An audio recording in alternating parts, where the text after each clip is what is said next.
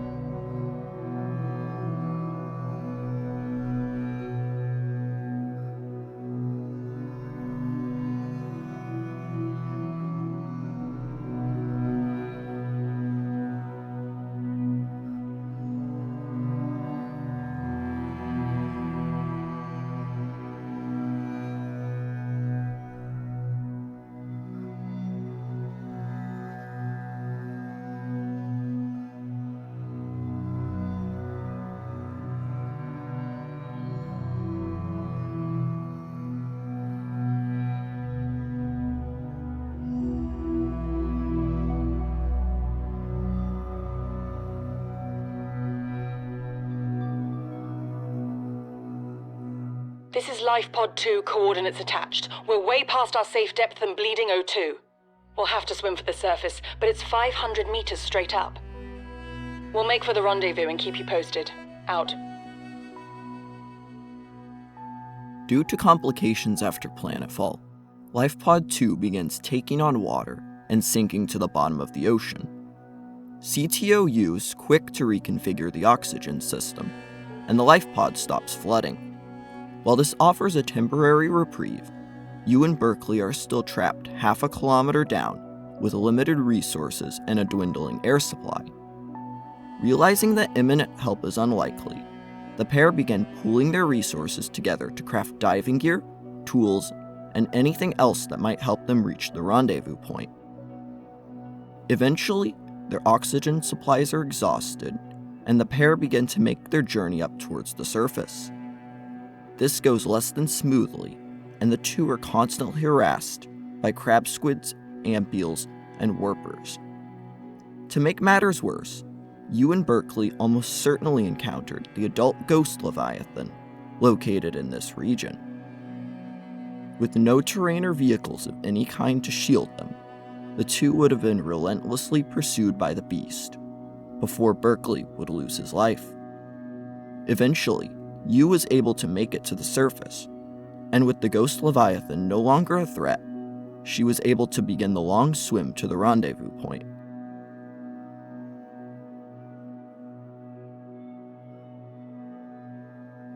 You really think it'll carry two of us? Your regular sea glide tows a mass of 80 kilograms at over 30 kilometers an hour. The power cellar rig to this one should double that. You think there's something out there that's faster? Oh, sure. And that's assuming it doesn't overload 3 meters from the lifepod. You're calm about this? I'm seeing the engineering problem. If I stop seeing the maths, I'll be terrified. After splashdown, the two unnamed crew of Lifepod 2 find themselves in a rather fortunate location. Located within the northeastern kelp forest, their biggest threat would have been nothing more than an occasional stalker or two. This gave the crew some initial relief. However, the pair would soon become plagued with technical problems. The emergency sea glide was damaged in the crash, and their distress signal coordinates were corrupted, making navigation even more difficult. Undeterred, the pair began making emergency repairs to their sea glide and gathering supplies for their trip to the rendezvous point.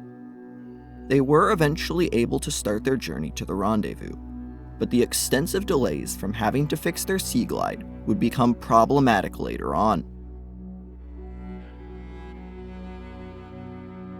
This is Lifepod 4. We've landed close to the Aurora. Flotation device is active, but we've got some big old fish in the water with us, and I don't know how long we're gonna last.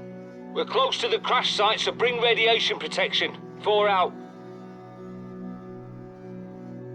Lifepod 4 lands near the midsection of the Aurora, and while the pod has remained afloat, the crewman inside is in arguably the worst position of any of the survivors.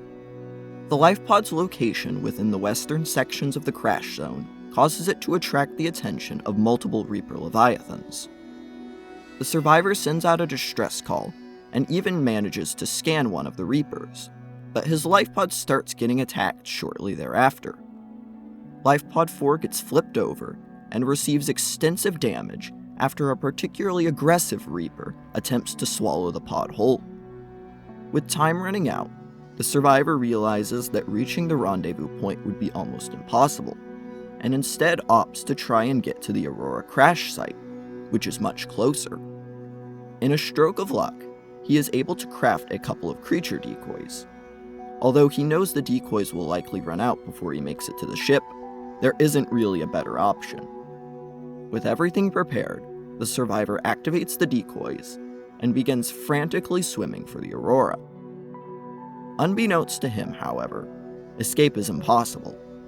The Aurora was completely inaccessible until the detonation of the drive core, which would not occur for several more hours.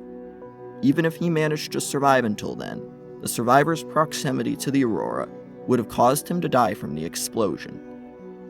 Eventually, the creature decoys ran out, and the survivor was killed as he desperately tried to find a way inside the ship.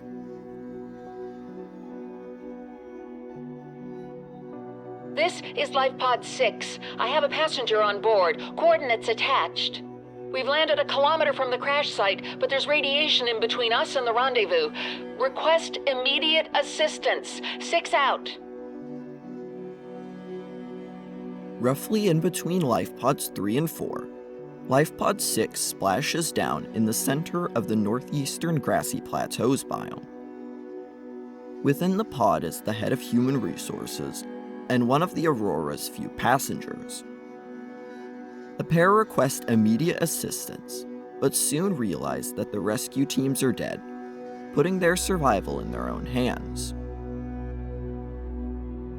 Being two of the more inexperienced people to have survived the crash, the pair are heavily reliant on the guidance of their PDA. While an immediate rush towards the rendezvous point is tempting, the crew member realizes that part of their route lies within the Aurora's radioactive fallout zone. The pair are informed by their PDA that they will need to acquire some lead for radiation suits in order to survive the journey. But the passenger's refusal to leave the lifepod without proper protection leaves the crew member to venture out alone in search of lead. Her search goes well. She is able to make it back to the pod with enough lead for 2 radiation suits. During this time, the passenger starts to grow impatient and pulls out a flare in an attempt to attract the attention of a would-be rescuer. But it is when the crew member arrives back that disaster strikes. As the passenger climbs back down into the pod to meet the crew member, the flare catches the lifepod's main fuel line, resulting in an explosion so violent it killed both occupants and caused enough damage for the lifepod to rapidly sink to the ocean floor. This is Lifepod 7. Coordinates attached. Pod is structurally sound, but the fabricator's bust. Requesting assistance. 7 out. Moving to the south, Lifepod 7 lands within the crag field and begins sinking to the seabed. Fortunately, the crewman inside is in no immediate danger, but problems begin to arise as he starts trying to fabricate food and supplies.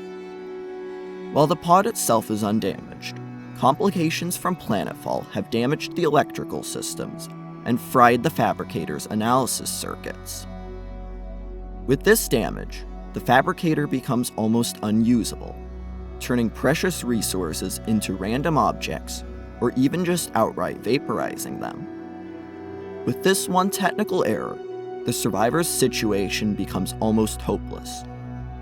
By now, the lifepod is 180 meters underwater, and he has no way of creating the necessary diving equipment to reach the surface. With no other options, the survivor is forced to use his time and remaining resources in a fruitless attempt to make anything useful. Unfortunately, the crag field is also home to numerous bone sharks, who become attracted to the Lifepod's lights. Bone sharks are highly aggressive and hunt in groups, and it is not long before Lifepod 7 falls under attack.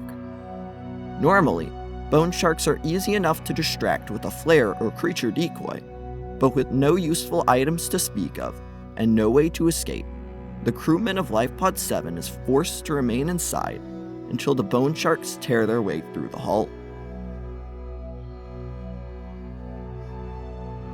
I'm not really a doctor. I know that's what my ID says, but I never have been. Cheated the medical exams. What does a doctor these days need to know about manually resetting bones? When was the last time a top surgeon actually cut someone open? That's what the robots are for. Doctors these days read diagnoses off of computer readouts. For that, I'm perfectly qualified. But what good is it when I'm not connected to the main network? I'm bleeding. I've got glowing green pustules growing on my hands. I run a self-scan and it tells me I've got skin irritation. The only thing I studied in medical school was how to lie convincingly. What the hell do I know about how to treat an alien disease? I think I'm actually going to die down here.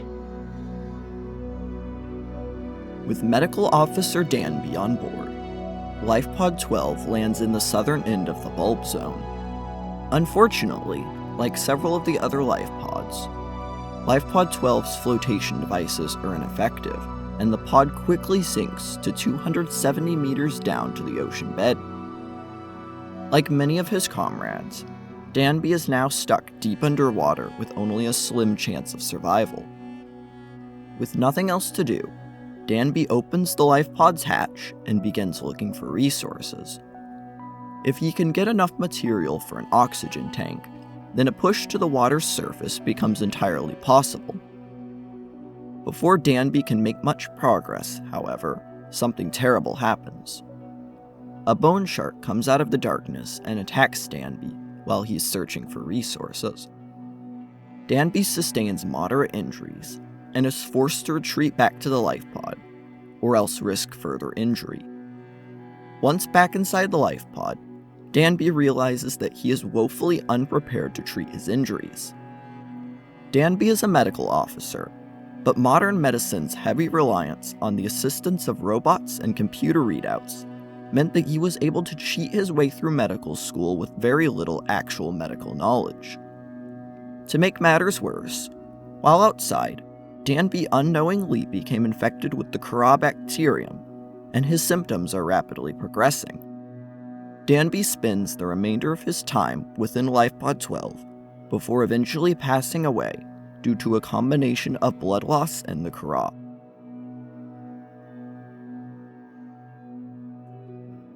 This is Ozzy from the cafeteria. What the hell, guys? They didn't warn us this might happen. Our pod was almost crushed by the Seamoth Bay on the way down. Now we're hanging on the edge of a cave system, and this grim-looking snake thing's trying to eat through the hull. Come get us already. After launching from the Aurora, Lifepod 17 begins making its descent towards the surface. While falling, a large piece of the Aurora's Seamoth Bay begins falling away from the Aurora, nearly crushing the Lifepod in the process.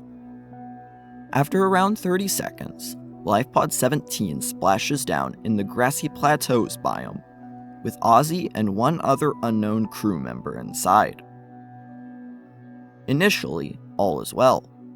The Lifepod remains on the surface, and there is no immediate danger posed by hostile fauna. The two of them, however, are afraid to leave the Lifepod, and don't realize they are among only a handful of people who are still alive. Because of this, the two opt to have Ozzy begin logging the event as they wait for help to arrive. All is going well until the two notice water beginning to cover the Lifepod's top hatch. While the Lifepod was spared from the worst of the debris field while ejecting, smaller pieces of debris from the Aurora's Seamoth Bay damaged the flotation devices, causing them to begin taking on water upon landing. To make matters worse, the rate of the lifepod's sinking begins to accelerate as the remaining air in the buoyancy system is forced out. After a few minutes, the lifepod comes to rest next to a jelly shroom cave entrance around 100 meters down. Almost immediately, the pair find themselves getting attacked by one of the highly territorial crab snakes that inhabit the caves. With no way to defend themselves, and no diving equipment to attempt an escape, Ozzy and the other crew member are trapped inside of the lifepod until the crab snake eventually tears its way through the lifepod's hull, killing both of them in the process.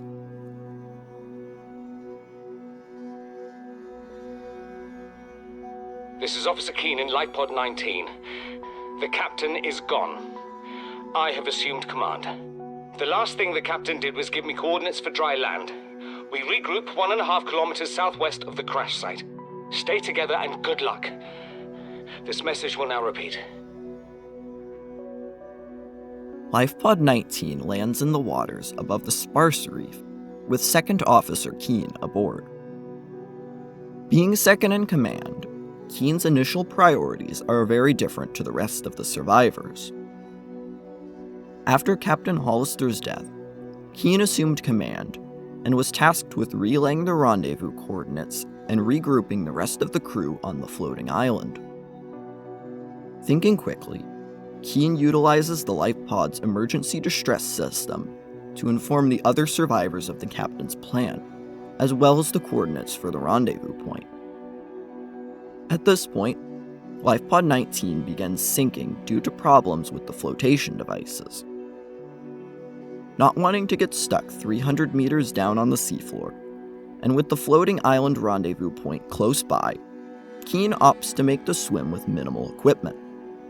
Before evacuating, Keen leaves behind a PDA with the rendezvous coordinates, urging any would-be rescuers to disregard his own safety and attempt to reach the assigned coordinates instead. With nothing else to do, Keen exits his lifepod and begins making his swim toward the floating island.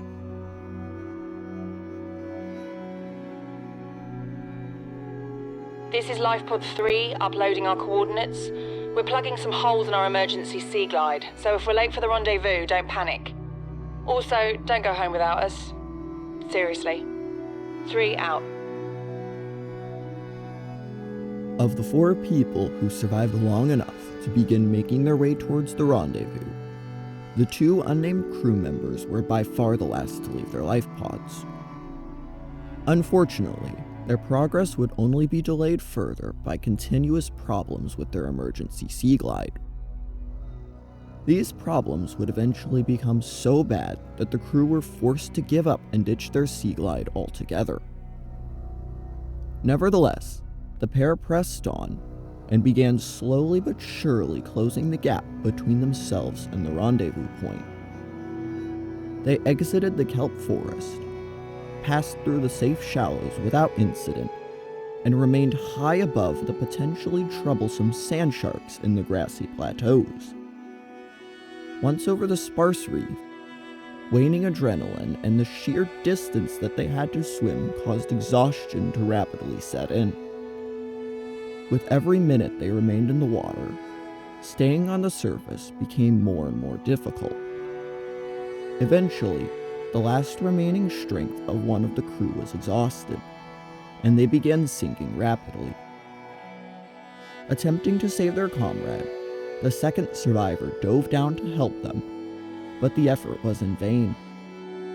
Even at full strength, pulling someone up dozens of meters with gear weighing them down is no easy feat, and it wasn't long before the second survivor's strength also began to fail. With nothing to grab onto, the pair sank deeper and deeper. After a couple of minutes, their oxygen began to run out, and the 2 drowned or suffocated shortly thereafter.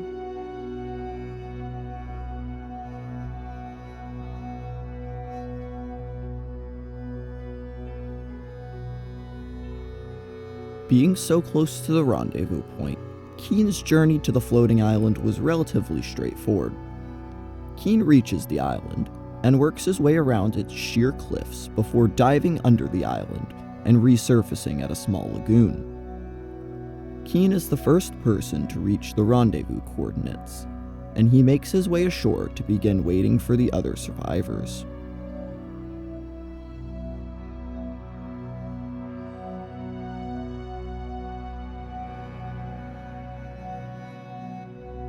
After escaping from the ghost Leviathan and making it to the surface, Yu begins making her way to the floating island. Although Lifepod 4 was the farthest surviving lifepod from the rendezvous, the fact that Yu's Sea Glide and O2 tanks were working properly made the journey much easier. After swimming over 2 kilometers, Yu reaches the island and takes the same route along the eastern side as Keen. After diving briefly, she surfaces in the middle of the lagoon and meets up with Second Officer Keen.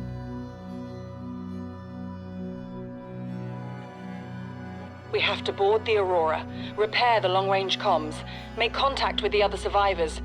We can't be the only 2 that made it. Those are not the orders the captain gave me, and they are not the orders I'm giving you. This isn't chain of command, it's survival. My obligations as acting commander don't turn on their convenience. Get out of the water. If I get into trouble, I'll send you my coordinates. I can't let you go alone. Then come with me. You don't leave me much choice. The pair began conversing as they tried to make sense of what might have happened to the other survivors. However, they quickly disagree on how to proceed regarding Captain Hollister's orders. Keen wishes to strictly adhere to the captain's orders and remain on the floating island until all of the survivors can reconvene. On the other hand, Yu believes that the other survivors might be trapped and in need of assistance, and she intends to board the Aurora in order to repair the main communication systems. Doing so, she figures, will allow them to better coordinate with the other survivors and even contact Alterra HQ directly. The 2 argue briefly before Yu announces that she will be going regardless of Keen's input. Not wanting her to go alone, Keen chooses to accompany her to the ship. Their pair begin their swim, but it still takes them another 2 hours to get close to the ship. Sadly, before they can reach the Aurora, Yu and Keen are attacked by a Reaper Leviathan. The beast grabs Yu almost immediately, and Keen is forced to back off. Realizing that the Aurora is inaccessible, and the floating island is too far away, Keen sends an emergency signal to his PDA on the floating island, attempting to warn any other survivors who make it to the rendezvous. Received emergency transmission from Second Officer Keen, 2 hours after last activity. Rendezvous was a failure. Intercepted a transmission from Alterra HQ. Seems they sent a data package to the Aurora. We were intercepted by a Leviathan-class predator before we could reach the ship. Consider the CTO and I lost at sea. Be safe. Keen, out. At this point, Keen has been on the planet for almost 8 hours and has become infected with Kara. This drew the attention of a warper from the Grand Reef, which started following him and Yu when they left the floating island. With its target now alone in the middle of the ocean, the warper finally catches up with Keen and kills him.